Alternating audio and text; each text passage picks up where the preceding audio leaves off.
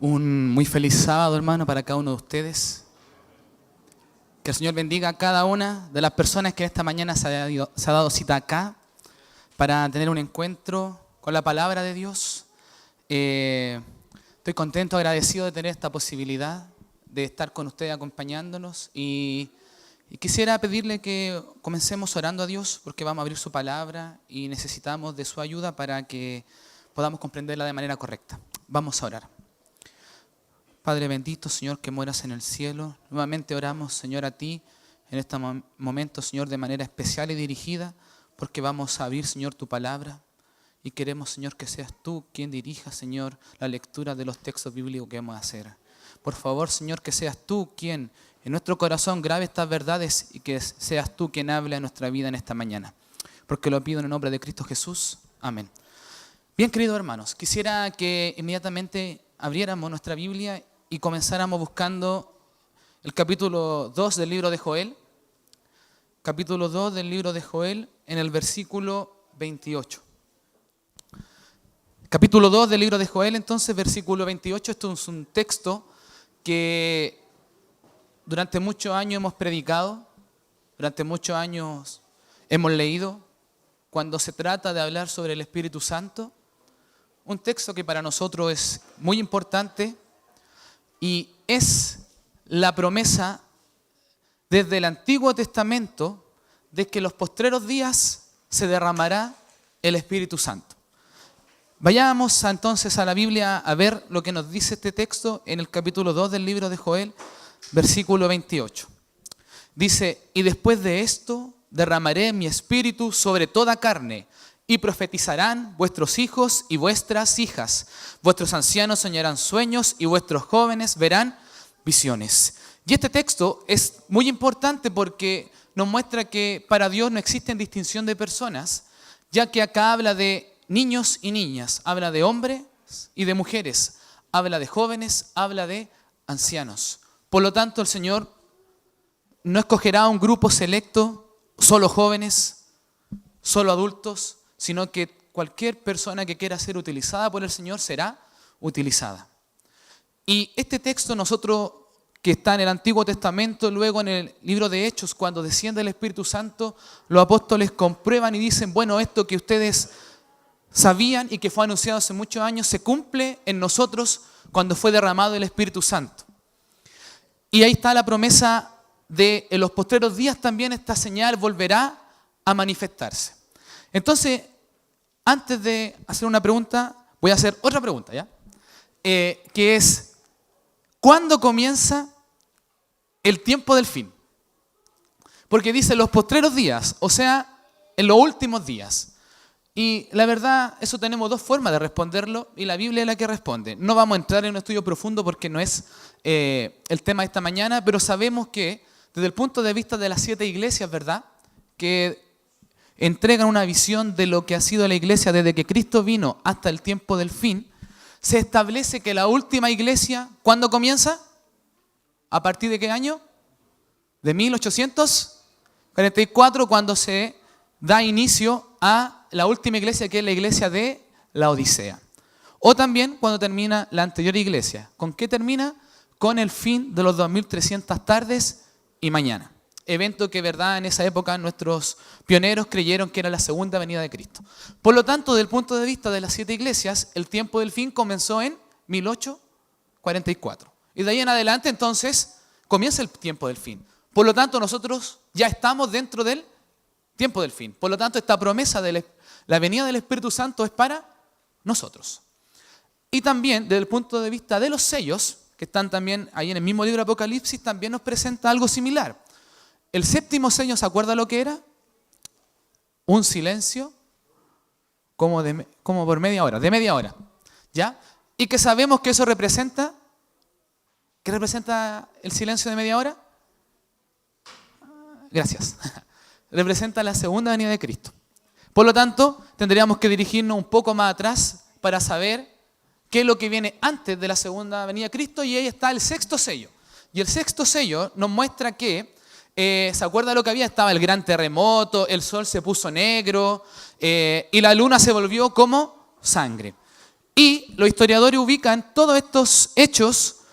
Por ejemplo, el gran terremoto ocurrió en 1775, el sol que se colocó como negro ocurrió en Estados Unidos en 1780, el mismo día también ocurre que la luna se colocó como sangre, y en 1833 ocurre también la lluvia de estrellas que el texto siguiente anuncia.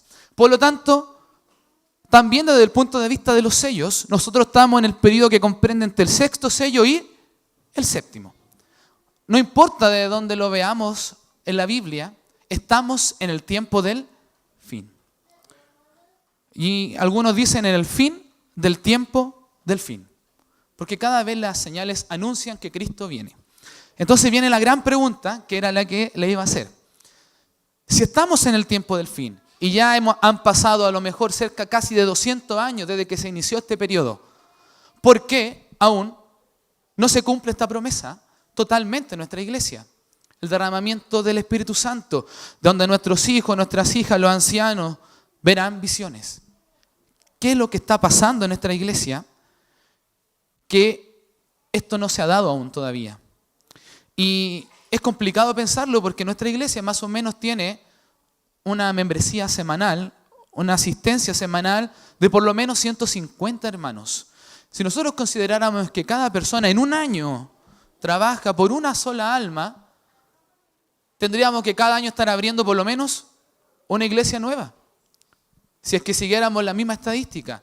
Y la verdad, y nuestra secretaria de iglesia lo sabe, los ancianos lo saben, la junta lo sabe, nuestro pastor lo sabe, los bautismos que se celebran cada año en realidad no corresponden más bien a bautismos, son o profesiones de fe de hermanos extranjeros que han ido llegando, y los pocos bautismos que hay muchas veces son producto del club de conquistadores, niños, y de vez en cuando aparece un hermano adulto que es traído a los pies de Cristo.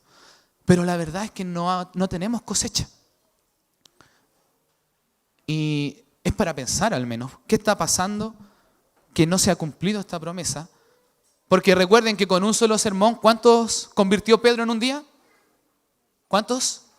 3.000 convirtieron en la primera predicación. Y quizás no quisieron seguir enumerando cuántos siguieron en las siguientes predicaciones. En un día 3.000 personas. Y el Señor además promete que Él mismo dijo, y ustedes harán cosas mayores que esta.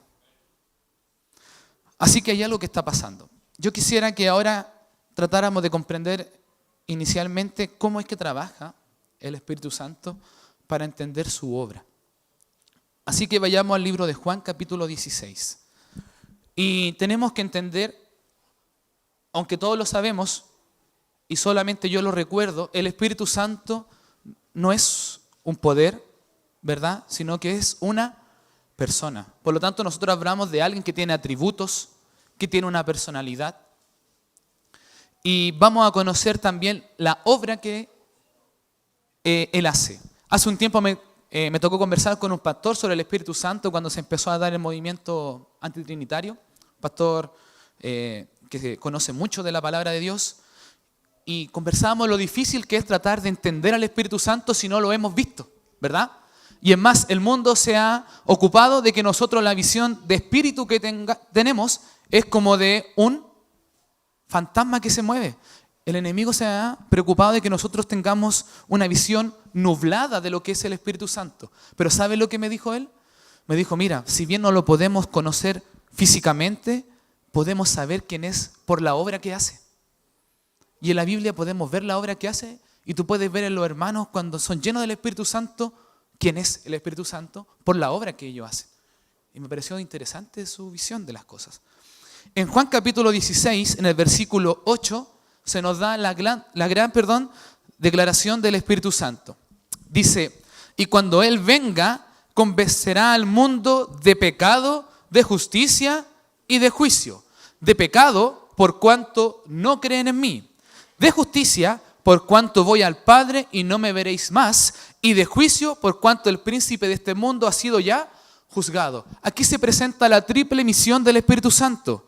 Convencer al mundo de pecado, justicia y juicio. ¿Qué significa convencer de pecado? La Biblia dice que ¿cuántos han pecado? Todos han pecado y están destituidos de la gloria de Dios. Por lo tanto, el Espíritu Santo lo que te hace es convencerte de que eres un pecador. Si hay alguien que todavía no siente que es un pecador, si hay alguien que todavía siente que es mejor que otra persona, que es más digna de, quiero decirle que todavía el Espíritu Santo está trabajando en usted para convencerlo de pecado. Porque el Espíritu Santo te coloca en el lugar que te corresponde. Te coloca ahí, en lo más bajo. Porque la Biblia también establece que el que es pecador merece la muerte. Y es difícil porque, sobre todo para los que hemos venido de afuera, confrontarte con esta verdad, donde uno siempre dijo, es que yo no soy tan malo, no hago cosas malas, no fumo, yo nunca fumé, nunca tomé, nunca robé. Yo no me sentía una persona mala. Y llegar a la iglesia y que te digan que eres un pecador, eso no puede decírtelo una persona que se te quede grabado. Eso lo hace el Espíritu Santo. Él es el que coloca en tu corazón que tú sepas que eres un pecador. Pero no te deja así, como así negativamente te dice que tú no eres merecedor de nada, sino que mereces la muerte. Sino que inmediatamente te convence de justicia. Te convence de que hay alguien que vino acá a este mundo y que murió por ti. Y que tú puedes alcanzar la salvación creyendo en esa persona. Te convence de que hay alguien que sí fue justo. Y que Él pagó la muerte que tú merecías. Te convence de que la justicia no está en ti, sino que está en los méritos de Cristo Jesús. Así que no te deja desprovisto y en la tristeza. Y por consecuencia de lo mismo, te convence de juicio. Hay un juicio que se está realizando en este momento. Y habrá un juicio también que vendrá. Y nosotros tenemos parte en ese juicio.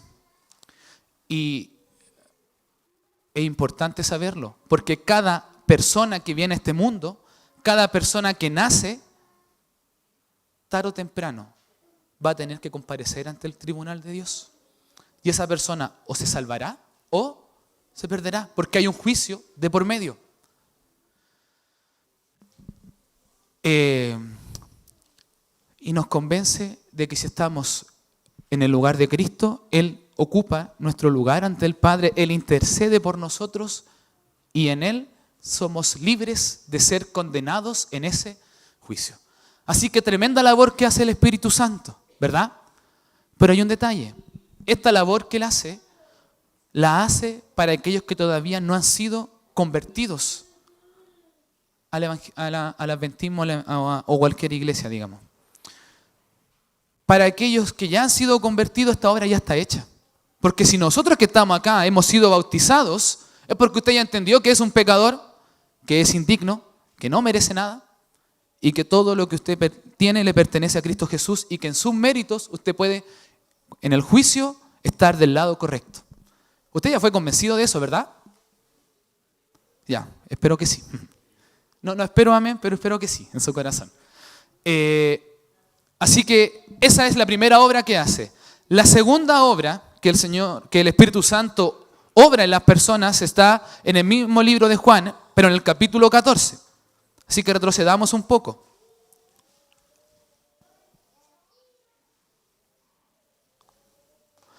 Juan capítulo 14.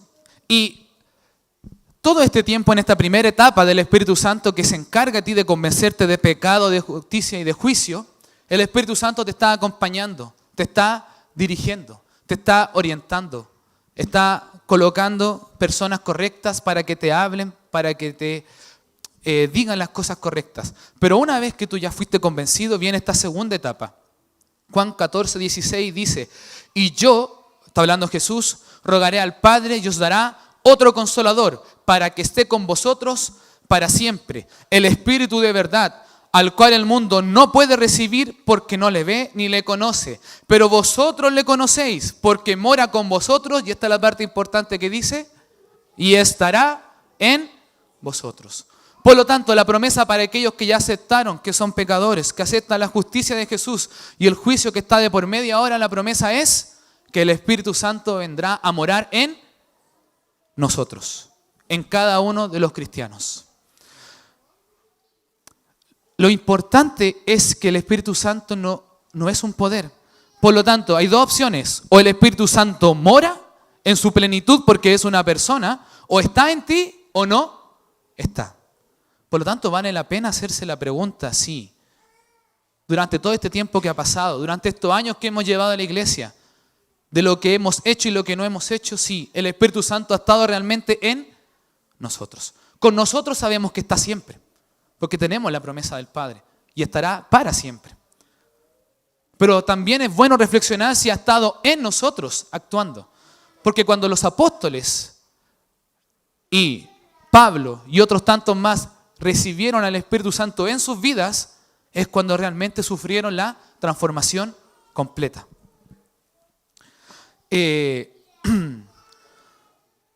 Nosotros sabemos, porque hemos estudiado este tema, cómo es que los apóstoles recibieron el Espíritu Santo, que tuvieron que ir al famoso aposento alto. Allí estuvieron unos días. No solo oraron allí, estudiaban la palabra y se colocaban de buenas con sus amigos. Entonces, ahí hay varios detalles. Primero, si yo no estoy orando lo suficiente, el Espíritu Santo no puede morar en mí. Si yo no he estudiado lo suficiente la palabra, el Espíritu Santo no puede morar en mí. Y lo tercero, si yo no he sido capaz de solucionar los problemas con mis hermanos, el Espíritu Santo no puede morar en mí. Ellos tuvieron días para colocarse ahí bien, colocarse a cuentas con el Padre y con sus pares. Y cuando el Señor vio que estaban listos, ahora sí, el Señor entregó su promesa. Y ellos fueron llenos del Espíritu Santo y transformaron el mundo.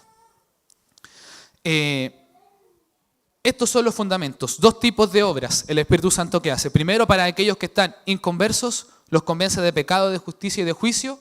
Y para aquellos que ya fueron convencidos aparte, el Espíritu Santo ahora está haciendo un trabajo para ahora morar en ellos. Y yo espero que todos estemos en esa etapa, porque estamos todos en esa lucha de orar, de estudiar la palabra todos los días, de a lo mejor solucionar nuestros problemas con los hermanos. Y cuando logremos solucionar eso, el Espíritu Santo vendrá y morará en nosotros. Yo quisiera contarles y que estudiáramos un relato que nos va a dar cuenta de esto que acabamos de conversar. Este relato siempre lo hemos estudiado desde una mirada distinta. Es el relato de Sansón. Y siempre lo estudiamos desde el punto de vista de no unirse en yugo desigual, ¿verdad? De las consecuencias que sufren aquellos que se unen con personas que no son del mismo yugo. Pero yo quisiera verlo desde un punto de vista espiritual ahora. Así que quiero que me acompañen al libro de Jueces, el capítulo 13. Y allí vamos a estudiar algunos aspectos importantes sobre la vida de este personaje. Aunque conocemos la historia, los queremos concentrar en los aspectos espirituales de la vida de Sansón. El capítulo 13 del libro de Jueces, en el versículo 1 nos introduce lo que estaba ocurriendo en esa época, lo que estaba ocurriendo cuando Sansón estaba por ser engendrado. Dice entonces, versículo 1, los hijos de Israel volvieron a hacer lo malo ante los ojos de Jehová, y Jehová los entregó en manos de los filisteos por 40 años. Como ya era costumbre en el pueblo de Dios, hizo lo malo ante los ojos. Versículo 2, y había un hombre en Sora de la tribu de Dan, el cual se llamaba Manoá, y su mujer era estéril y nunca había tenido hijos. A esta mujer apareció el ángel de Jehová y le dijo, he aquí que tú eres estéril y nunca has tenido hijos, pero concebirás y darás a luz un hijo. Ahora pues, el Señor acá, este ángel, le indica cuáles eran los requisitos para que este hijo le fuera bien en la vida. Ahora pues, no bebas vino, ni sidra, ni comas cosa inmunda. Pues he aquí concebirás y darás a luz un hijo, y navaja no pasará sobre su cabeza, porque el niño será nazareo a Dios desde su nacimiento, y él comenzará a salvar a Israel de la mano de los filisteos. Sansón había sido escogido desde antes de que él naciera, desde antes de que él fuera formado, él ya estaba escogido para su función. Pero la madre debía tener una misión importante acá, debía cumplir ciertos requisitos. No podía beber nada que tuviera alcohol, no podía comer cosas inmundas y no debía cortar su cabello. Entre paréntesis, aquí nos muestra la importancia de la crianza de los padres para que los hijos sigan el camino correcto. Nosotros ya tenemos una guía completa de cómo criar a los hijos. Y por eso la Biblia dice, ¿verdad?, que cuando un niño es bien instruido, ¿verdad?, en el camino del Señor, aunque se aparte, ¿verdad?, termina siempre volviendo. Así que aquellos que son padres jóvenes, es necesario volver a la palabra de Dios y reconocer la instrucción que el Señor dejó para la crianza de los hijos. Ya, pero ese no es el tema.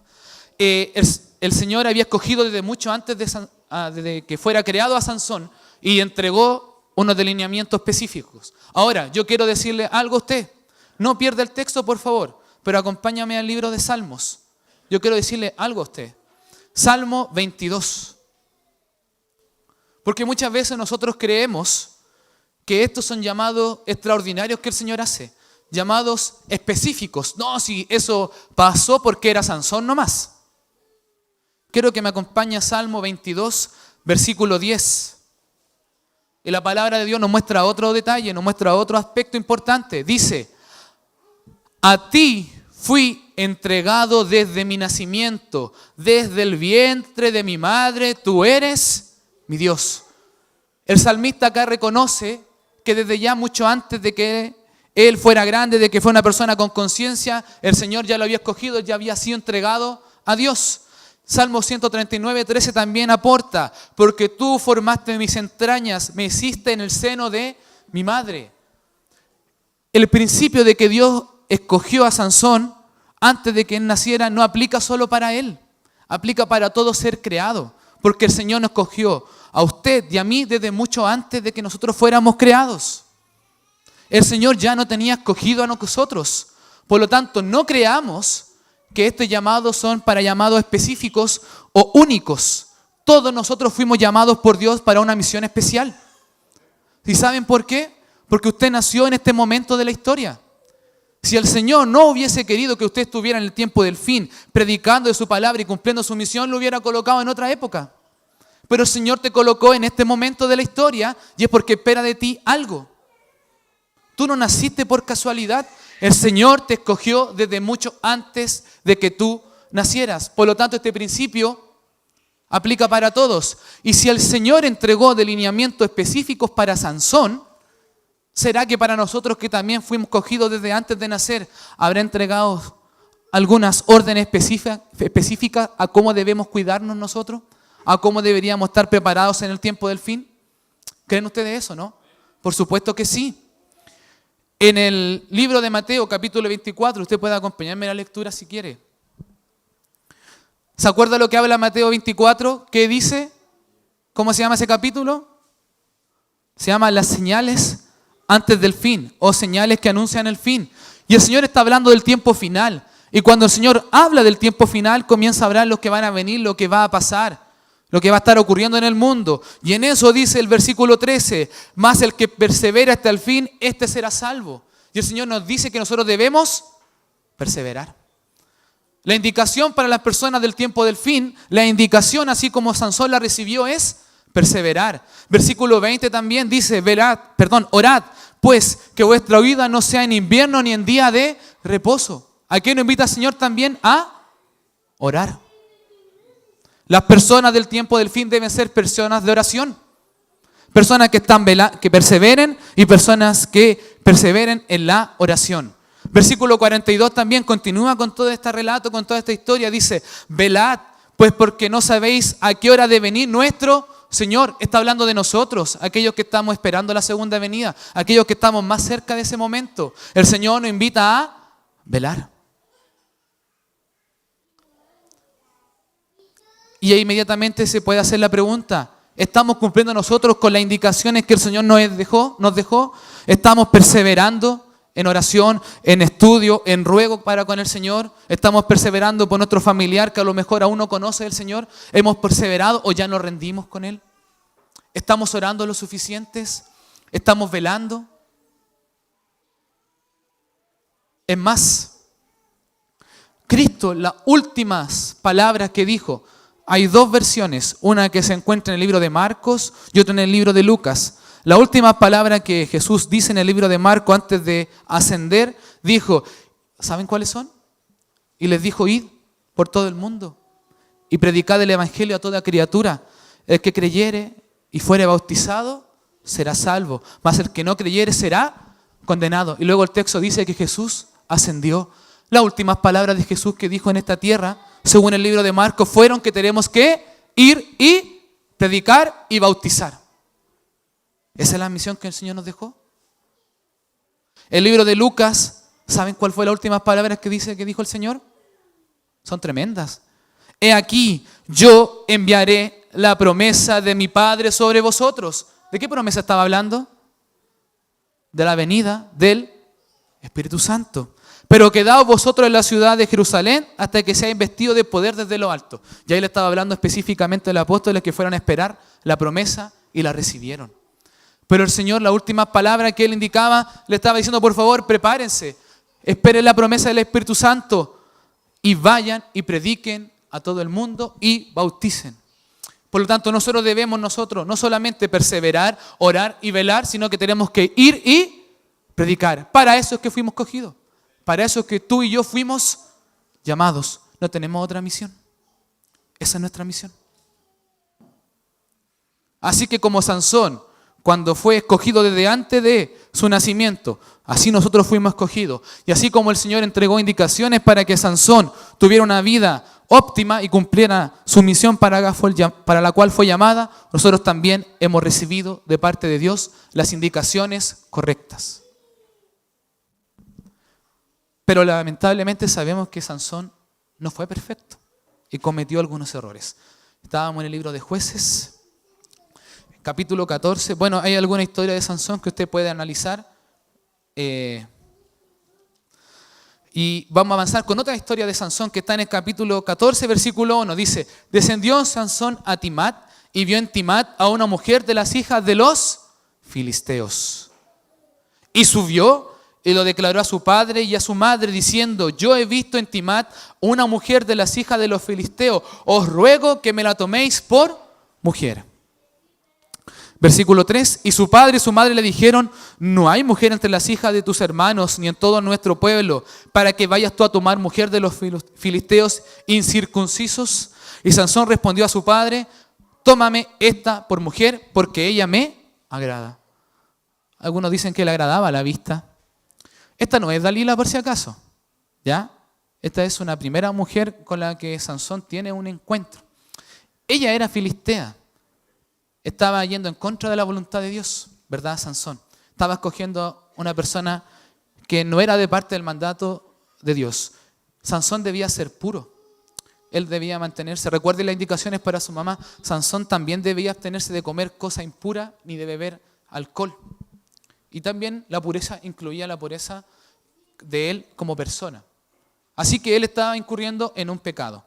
Y lamentablemente los padres, acá en este caso, no fueron lo suficientemente estrictos y en vez de decirle que estaba mal, le dijeron, oye, ¿y no hay otra chiquilla por acá que te guste?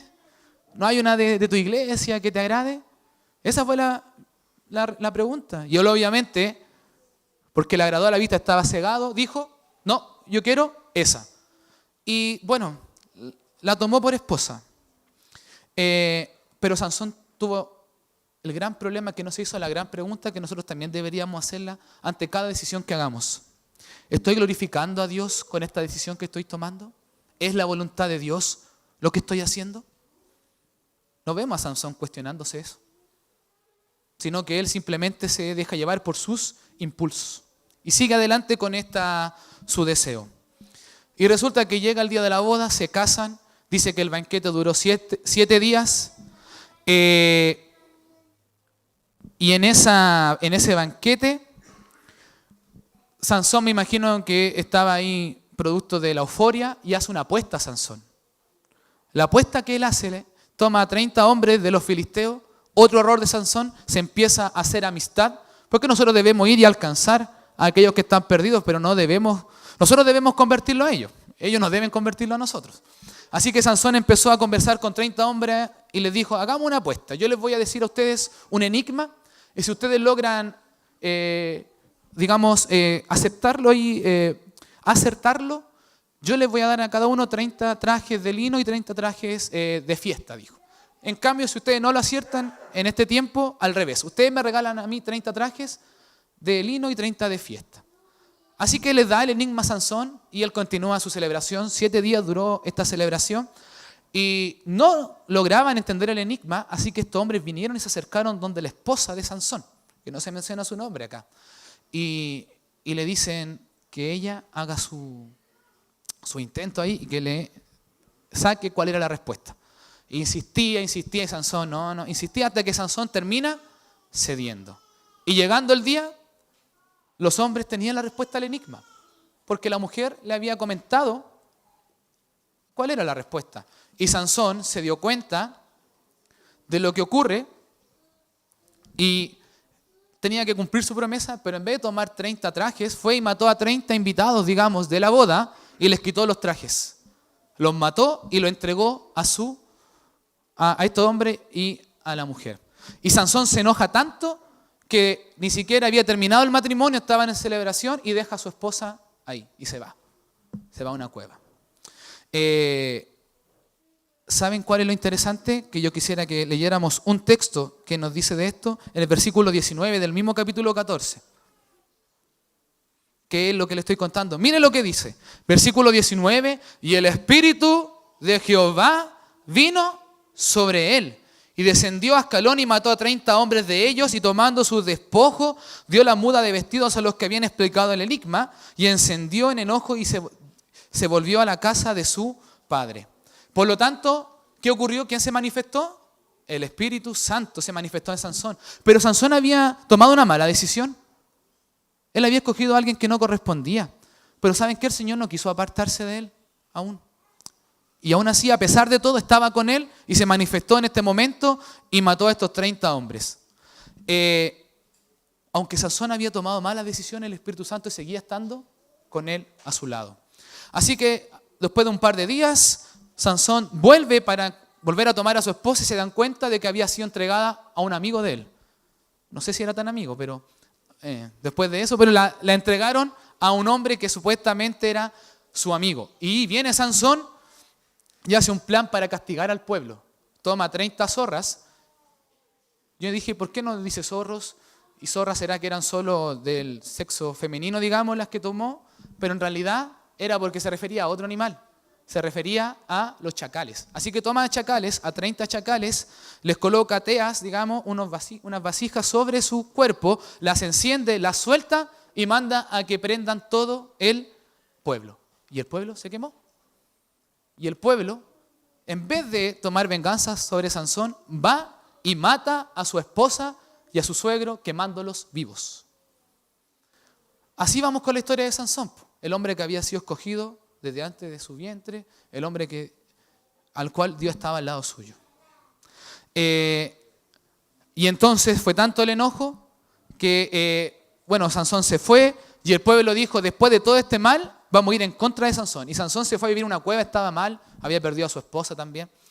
Y en esa cueva lo estaban rodeando y llegó el pueblo, su pueblo, a preguntarle, Sansón, por tu culpa está pasando esto, haz algo. Y Sansón, de alguna manera, como que él mismo se deja tomar preso por su pueblo y lo entregan a los filisteos para que tomen venganza por haberle quemado todo el campamento. Y miren lo que ocurre, versículo 14 del capítulo siguiente. Dice, y así que vino hasta Leí, los filisteos salieron gritando a su encuentro, lo iban a atacar, pero el Espíritu de Jehová vino sobre él y las cuerdas que estaban en sus brazos se volvieron como lino quemado con fuego y las ataduras se cayeron de sus manos y hallando una quijada de asno fresca aún, extendió la mano y la tomó y mató con ella a 1000 hombres. Nuevamente el Espíritu de Dios se había manifestado en Sansón. Pese a que todo lo que estaba ocurriendo era por su culpa. Él había escogido una mala mujer de otro pueblo. Pero aún así el Espíritu de Jehová se había manifestado a él. Y Sansón seguía con su tema, seguía con su problema. Ahora, Sansón tenía un gran problema que eran las mujeres. Cada uno de nosotros sabe cuál es su problema. Cada uno sabe que es ese pecado con el que uno siempre incurre. El dinero, el trabajar el sábado. Cada uno sabe cuál es su talón de Aquiles, como podríamos llamarlo. Y vuelve Sansón Y resulta que en el capítulo 16, versículo 1, vuelve a equivocarse. Dice, fue Sansón a Gaza y vio allí una mujer ramera y se llegó a ella. Gaza era una ciudad de los filisteos. Así que Sansón se fue y se metió en medio del pueblo enemigo a tener un encuentro con una prostituta. Ahí está el problema de Sansón, las mujeres. Seguía Sansón insistiendo con ellos. Y lamentablemente los filisteos se enteraron. Yo creo que Sansón no pasaba desapercibido. Físicamente me lo imagino alto, corpulento. No pasó desapercibido y se enteraron todos y lo iban a matar apenas amaneciera. Y él estaba durmiendo y el Espíritu de Profecía dice que el Espíritu Santo no lo dejaba dormir, producto de su pecado. Y se despertó, se levantó y se fue de la ciudad. Y el Señor lo volvió a salvar. El Espíritu Santo volvió a obrar en él. ¿Sabe cómo lo salvó? Estaba toda la ciudad rodeada, le dio fuerza descomunal nuevamente y sacó las puertas de la ciudad. Y dice que se le echó al hombro Sansón. O sea, yo no me imagino a alguien con unas puertas gigantes de una ciudad, pero Sansón las tomó y se las llevó en su hombro y las dejó, dice, además, arriba de un cerro, de un monte. Señor, tercera vez se había manifestado en Sansón prese a que se había estado acostando con una prostituta. El Señor seguía teniendo fe en él, en Sansón. Como el Señor sigue teniendo fe en nosotros, pese a todos los errores que hayamos cometido hasta ahora. El Señor todavía quiere utilizarnos. El Señor no mira nuestro pasado, mira el futuro y lo que podríamos ser en sus manos. Hasta que llegamos a la famosa historia, Sansón y Dalila. Después de esto dice que estuvo 20 años Sansón siendo juez del pueblo de Israel.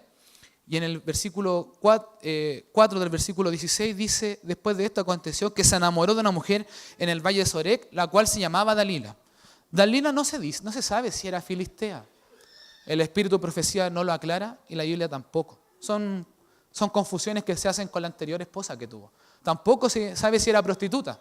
Algunos también dicen eso, pero es también una confusión con la otra historia que acabamos de leer. De Dalila solamente se dice cuál era su nombre. Así que a lo mejor era del pueblo de Dios. No sabemos de eso. Y Dalila también tenía un problema, su amor al dinero. Y fue convencida Dalila de buscar cuál era el secreto de la fuerza de Sansón, ¿verdad? A cambio de que 30 príncipes que se reunieron con ella, si no me equivoco, le entregaran una cantidad de dinero si ella lograba darles el secreto. Versículo 16.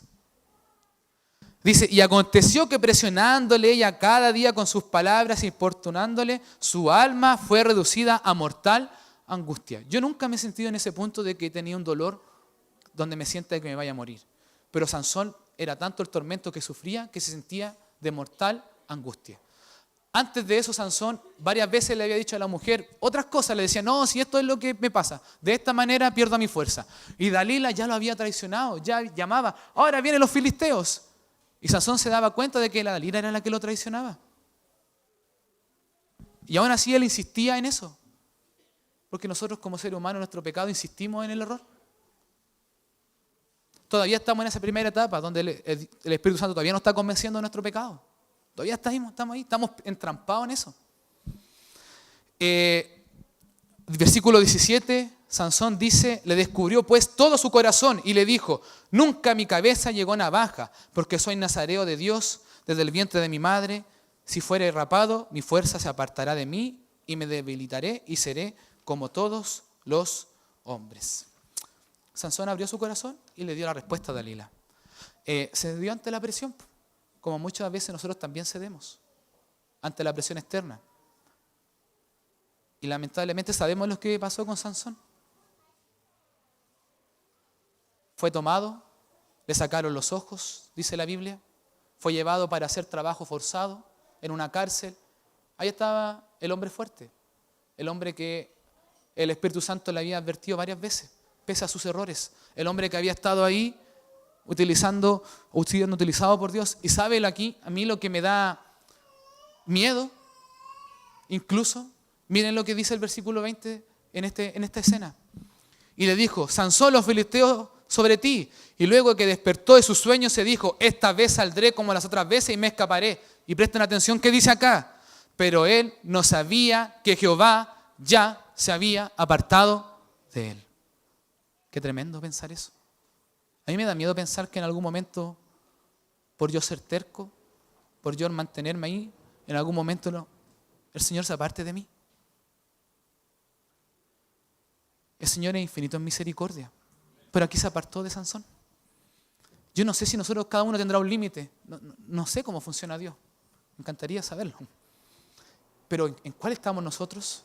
¿Cuántas veces ya le hemos fallado a Dios? ¿En cuál estamos? ¿Cuántas veces ya hemos tenido? ¿Cuántas veces ya el Espíritu Santo nos ha advertido?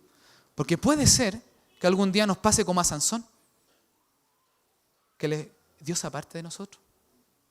Y a mí me da miedo pensar lo que me puede pasar a mí como persona si Dios no está a mi lado. ¿Qué sería de mí? ¿Qué sería de usted? Es una enseñanza a no jugar con Dios.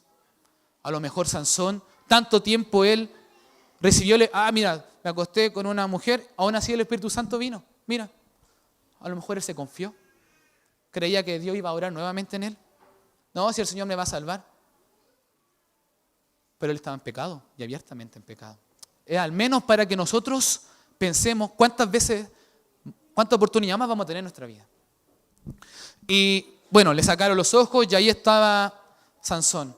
Hay una lamentable creencia que no es de nuestra iglesia, porque no está dentro de las creencias, pero que se ha ido extendiendo, y es la creencia de que una vez salvo, siempre salvo. No, si yo ya me bauticé, estoy salvo. Y eso no es así. La salvación es una comunión constante con el Señor, porque si fuera de esa manera, que una vez siempre salvo, significa que soy salvo por obra. Me bauticé, soy salvo. Y no somos salvos por obras, somos salvos por fe, por una fe constante, por una fe en el Señor. Así que tengamos cuidado, hermanos, porque no porque nos hayamos bautizado una vez, significa que tenemos asegurada nuestra mansión allá en los cielos. Al contrario, debemos luchar, ¿verdad? Se nos insta incluso en la Biblia, ¿a qué? A pelear la batalla, a correr la carrera. Así que debemos proseguir en nuestro caminar para el encuentro con nuestro Señor. Y llegamos finalmente, después de años, no sé cuánto tiempo habrá pasado, de que Sansón estaba haciendo trabajo forzoso, y un día llaman a Sansón, ¿verdad? Y se empiezan a burlar de él. Yo sé que conoce la historia, ¿cierto? Lo llaman ahí como un bufón para que él hiciera unos juegos a los príncipes, se burlaban de él.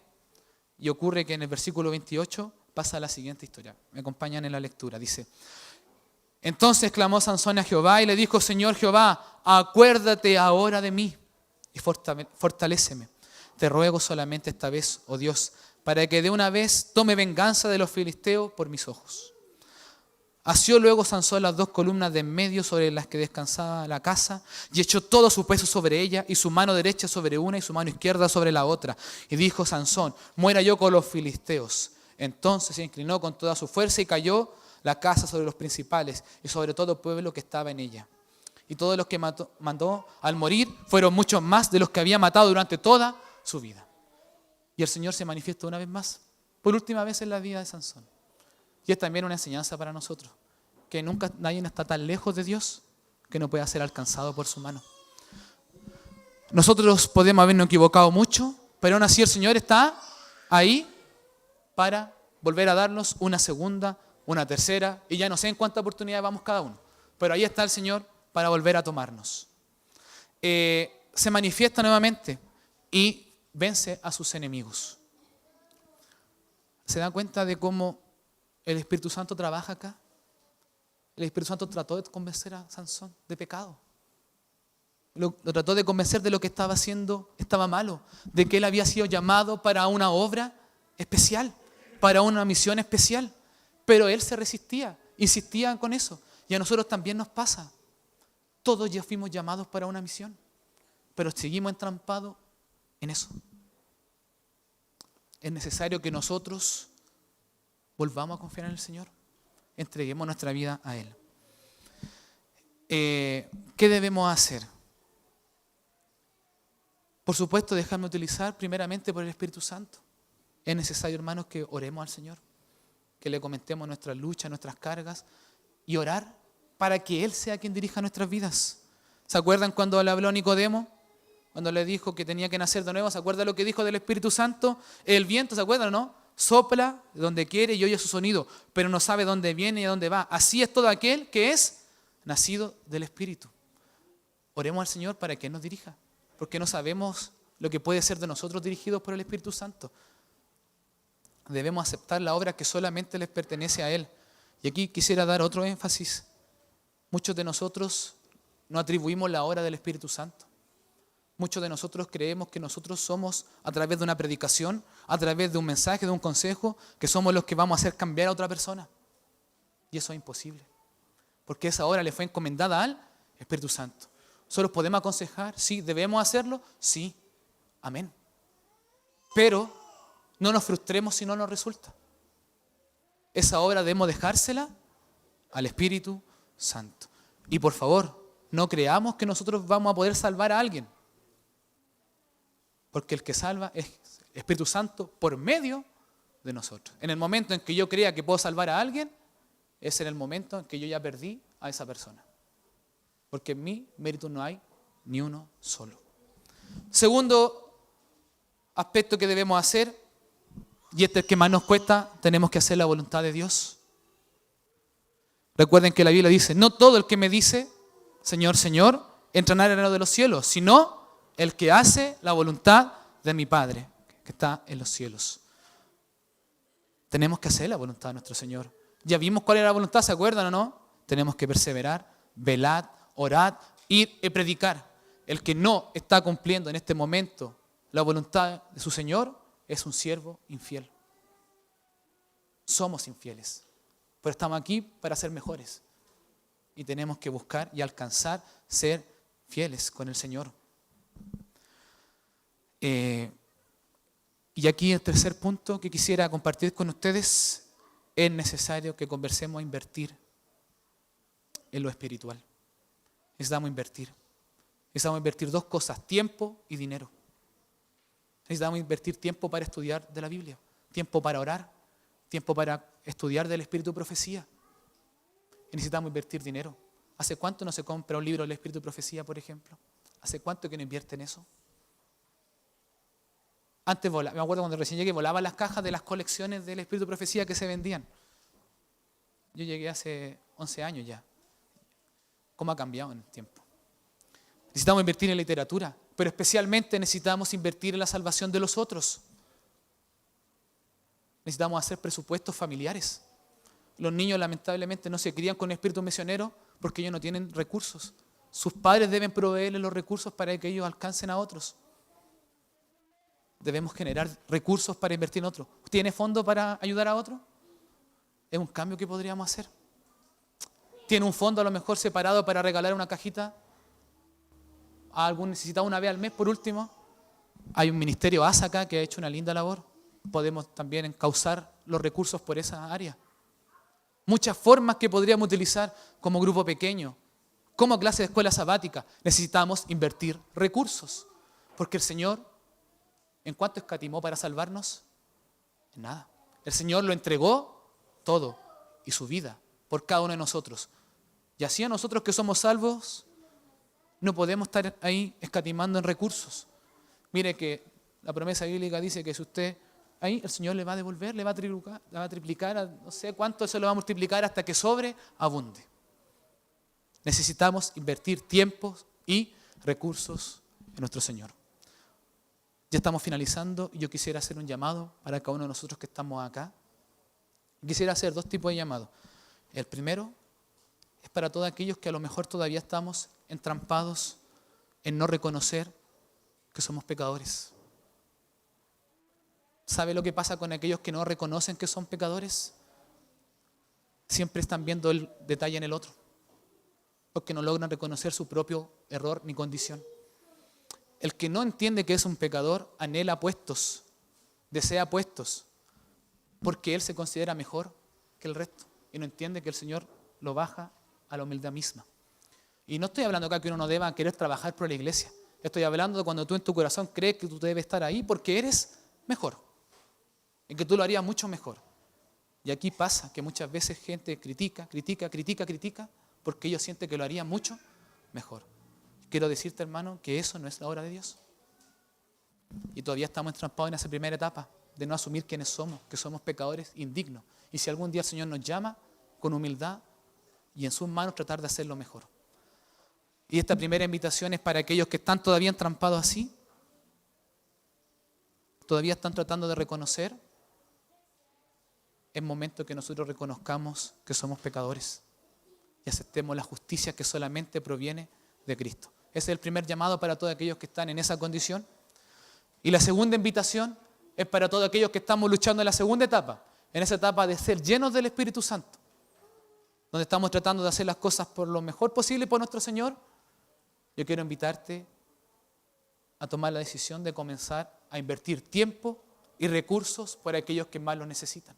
Invitarte a invertir tiempo de tu vida y ese dinero que tanto te costó en favor del resto. Porque si hay algo que vino a hacer Cristo en este mundo, es a rescatar lo que se había perdido. Y el Señor lo dijo, la oveja perdida, ¿se acuerdan? La moneda perdida, el hijo pródigo. El Señor siempre habló de rescatar a aquellos que estaban perdidos. Dos tipos de llamados para dos tipos de personas. ¿Te gustaría en esta mañana comenzar a hacer un cambio en tu vida? ¿Te gustaría de ahora en adelante comenzar a invertir tiempo, recursos con el Señor? Dejar de lado tu yo y aceptar que necesitas de un Salvador, que necesitas reconocer que eres un pecador. Yo quiero invitarte a ponerte en pie, porque yo quisiera orar por ti en esta mañana, orar a Dios para que podamos hacer los cambios que cada uno de nosotros necesita. Si hay alguien que desea aceptar esta invitación, le invito ahora a colocarse en pie, porque yo voy a orar por ti y también por mí, porque yo también necesito reconocer esto. Vamos a orar, mis queridos hermanos.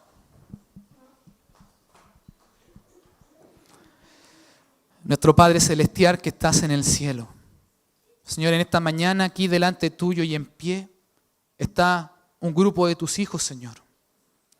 Un grupo de tus hijos que está reconociendo públicamente, Señor, que somos pecadores, que no merecemos nada de ti, Señor, pero que tu amor, Señor, infinito, nos has dado aún así todo lo que tenemos, Señor. Quisiera pedirte primeramente, Señor, por todos aquellos que podamos estar todavía luchando, Señor, por reconocer nuestra condición. Todavía que estamos nosotros tratando, Señor, de salir adelante de lo que realmente somos. Y pedirte, Señor, que con humildad aceptemos que te necesitamos. Que necesitamos de Cristo Jesús, de ese precioso nombre, para que Él sea el que tome el control de nuestra vida y nos guíe, Señor, hacia la Canaán celestial. Y también, Señor, quisiera pedirte por todos aquellos, Señor, que hemos estado adormecidos, que te hemos sido infieles, Señor, como siervos tuyos. Que durante todo este tiempo a lo mejor te hemos fallado, como lo vimos en Sansón. Quisiéramos pedirte, Señor, en este momento que el Espíritu Santo comience a obrar una obra transformadora en nuestras vidas, Señor. Ayúdanos ahora a comenzar a invertir tiempo de nuestras vidas, en visitar a aquellos que lo necesitan, Señor, en visitar a aquellos enfermos, visitar a nuestros amigos. Y también invertir recursos, Señor, para alcanzar a aquellos que lo necesitan, Señor. Todos los días mueren gente que aún no te ha conocido. Y necesitamos, Señor, preocuparnos por ellos. Por favor, que esta sea nuestra misión y que ese fervor no se acabe nunca, Señor. Y que tomado de tu mano, Señor, podamos ser llenos del Espíritu Santo y cumplir por fin el propósito al cual fuimos llamados cada uno de nosotros. Oro, Señor, oro en el nombre más hermoso y santo que se ha dejado alguna vez en este mundo. Oro en el nombre santo de Cristo Jesús. Amén. Que el Señor lo bendiga, mi querido hermano.